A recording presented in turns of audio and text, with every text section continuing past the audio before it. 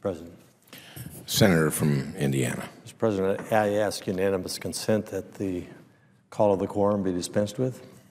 Without objection. Mr. President,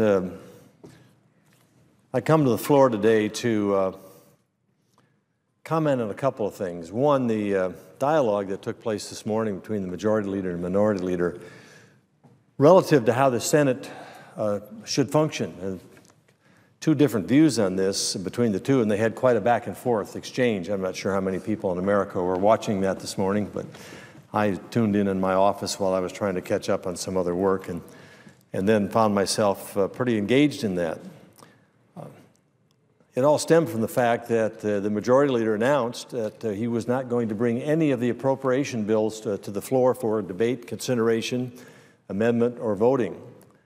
I'm a member of that Appropriations Committee. We've spent a very considerable amount of time this year believing that the initial information passed on to us was that we would return to regular order.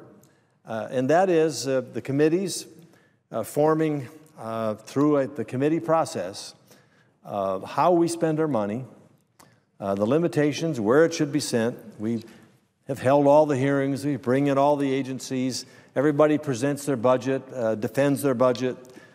We make decisions, and we come up with legislation, 13 separate pieces of legislation that cover essentially the functions of this Congress and how we're going to pay for it.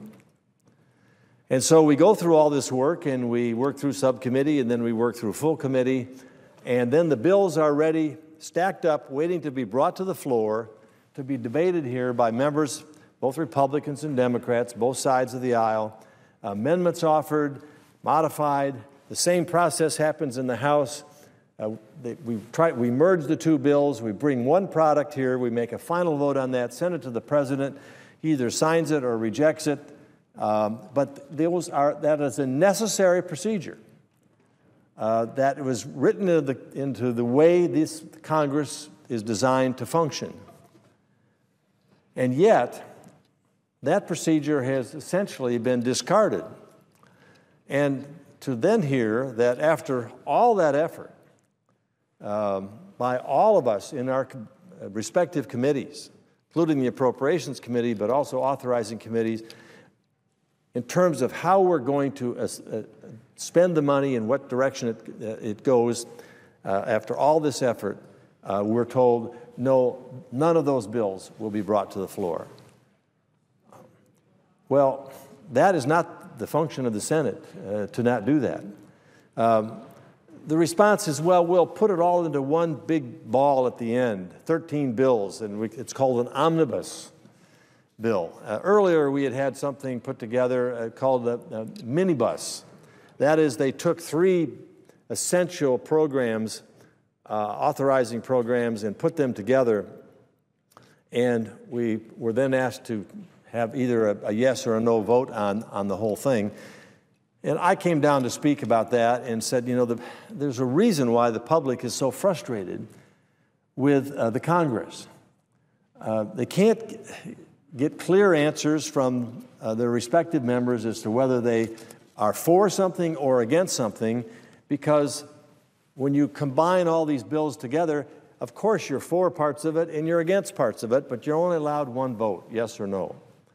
And when I ran for office in 2010, I pledged the people of Indiana that if I were elected, I would do everything I could to let my yes be yes and my no be no as it applied to a specific program or a specific spending item, so that they could then evaluate their senator in terms of how he was representing them.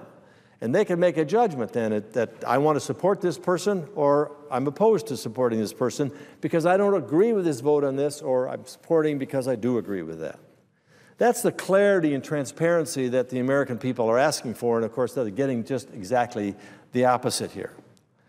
The other problem with that, with not bringing these bills to the floor one by one and having open debate, with the opportunity to offer amendments to adjust, and you either pass your amendment or you don't pass your amendment, but in the end, the whole thing has been vetted in front for the American people to see, for us to understand, and therefore, when we do vote, we know that our yes means yes and our no means no. And so it's a mystery to me why in this year and in previous years, under the leadership of the majority leader, we have not done what the Senate traditionally, historically, is designed to do and has done. And what I think is a duty and a responsibility that we have to the people that we represent to address this. Now, in normal times of economic growth, maybe you can get away with something like this. But at a time when our lack of action contributes to an already staggering economy, many analysts say heading back into recession, when we look at the situation around the world and see slowing down of economic activity and the problems in China and in Brazil and in India, the major markets, and we see what's happening in Europe, and we read from analysts their evaluation of our current economic situation here, and how this pending economic fiscal cliff that we're driving toward by the end of the year, unless we address it, how that uncertainty over all of that is affecting negatively our economy and affecting those who are in a position to either buy new machinery for their plant, increase employment, do more research, expand their business. They're frozen in time, saying, I can't make decisions because there's uncertainty about what money will be available, what our budget will be, what our tax rate will be, what our health care obligations will be, what the federal government will be doing with its budget in terms of how it affects their business. So whether it's paving roads or funding hospitals, addressing education issues, or any other function that federal, state, local governments or individuals and businesses get involved in, this cloud of uncertainty that is settled over this country has kept us from putting those policies in place that are going to restore our country to economic growth, that are going to put people back to work and get our country back on track toward fiscal health. And that simply is not happening. And this is something that shouldn't be divided on a partisan basis. We are all witnessing, whether it's you're listening to a liberal economic commentator or conservative economic analyst, there is a growing consensus that inactivity, that this stalemate that exists is contributing significantly. And the failure to address the fact that we are heading toward this fiscal cliff with all the ramifications of that has enormous negative consequences if we don't take some action. So it's not just about the appropriations process, although that goes to the dysfunction, I think, of this United States Senate. But it's also about the larger question of some of the major issues that lie before us that the Congress is simply not addressing. We are viewed as a dysfunctional institution, either incapable or unwilling to address the critical issues facing our country. In particular, the dismal state of our economy and the fact that we have now for 41 straight months had unemployment above 8%. This morning, more than 12 million Americans woke up without a job. And another dozen or so, or maybe a little less, woke up with a job much below their abilities, much below what they had hoped to in terms to gain a salary and a pay package that allows them to pay the mortgage and buy the groceries, save for their children's education. So the underemployed combined with the unemployed is a staggering number. That is something that we have, I believe, a moral duty to address. And we may have a disagreement as to policies. I understand that. But when we're not even allowed to come down to this floor and debate those policies and have a package of legislation in front of us in which we think will address some of these situations, that is simply taking a pass at a time when our country desperately needs us to be engaged. If you looked at the Washington Post this morning, you saw in there the account of Federal Reserve Chairman Ben Bernanke's testimony before the Senate yesterday. And I want to quote what he said. "The most effective way that the Congress could help support the economy right now would be to work to address the nation's fiscal challenges in a way that takes into account both the need for long-run sustainability and the fragility of the recovery." I think if that question was posed to a member of this body, whether that member is conservative or liberal, Democrat or Republican, I think most would simply say, I agree with that. I can't find fault with what he said. You know, we look to the Fed to solve all of our problems. When the Fed has used just about every major tool they have, they might have a couple little ones left. You can only do so much with monetary policy. The problem is fiscal policy. And fiscal policy is the responsibility of the United States Congress and the executive branch and the president. Now, we're not, look, it's clear, we're not going to get any leadership from this president, at least till after this election has taken place. He's clearly in campaign mode. He's not doing business out of the White House relative to policies. He even said months and months and months ago, well, we're not really going to do any more this year. And so that's all been put on hold. Well, like I say, in normal times, that might be what presidents ought to be doing. These are not normal times. We're not getting the leadership that we need, and everything we tried to do in 2011 was stopped simply because we didn't get support from the top. But let's set that aside. Let's set that aside right now and acknowledge that what the Federal Reserve Chairman has said will have a major negative impact on this economy if the Congress doesn't step up and do what and take its responsibility and do what we all know that we need to do.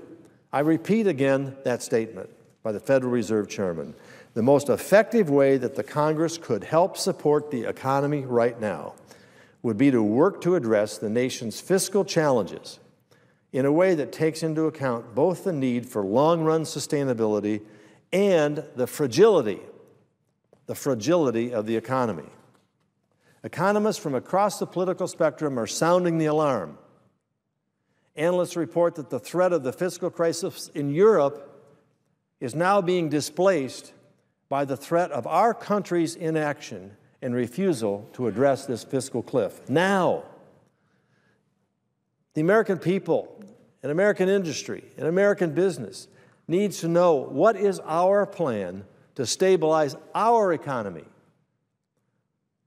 Yes, it's important what Spain is doing, and Italy is doing, and Greece is doing, and Germany is doing, and France is doing to work on the European situation.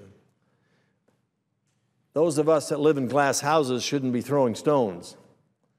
A lot of criticism over what they're doing or not doing over across the Atlantic. But we ought to be looking at ourselves and saying, how dare we tell them what they need to do, as some have tried to do, when we aren't doing anything ourselves to address this? And what we are doing is having a negative impact, not only in my state, but across the country. Household confidence is waning. Retail sales are down, according to the latest report. The manufacturing sector is taking a hit, and as I said earlier, 41 consecutive months of unemployment above 8%. So it falls to Congress to act. Unfortunately, now we've been told that even on the regular process of how we act on a year-by-year basis to set the spending standards for the taxpayers' hard-earned money out of this federal government, set those standards, we're unwilling to have open debates. We're unwilling to have, the majority leader won't allow us to have amendments, won't even bring the bill to the floor. All this legislation is needed to sensibly run this federal government. And yet it's being run in a way that throws everything into the pot, and it goes right up to the edge, and we have this drama over whether or not they'll pass it or not pass it.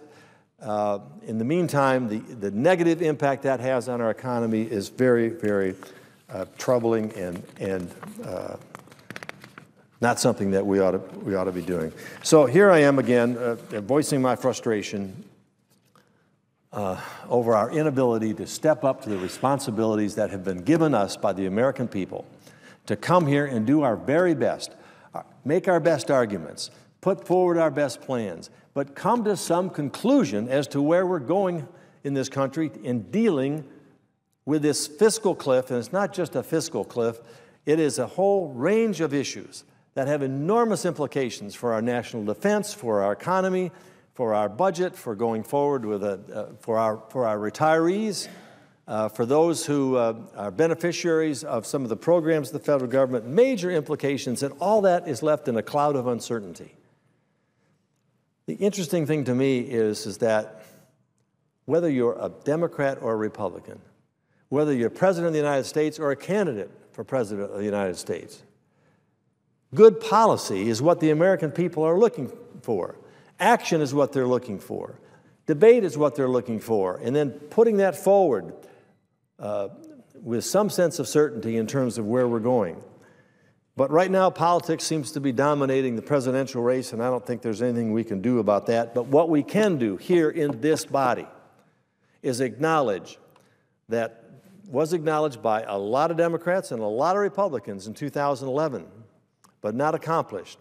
What we can do is what we have the responsibility to do, and that is to step into the breach and do everything that we can to put those policies in place that I think there is substantial agreement on.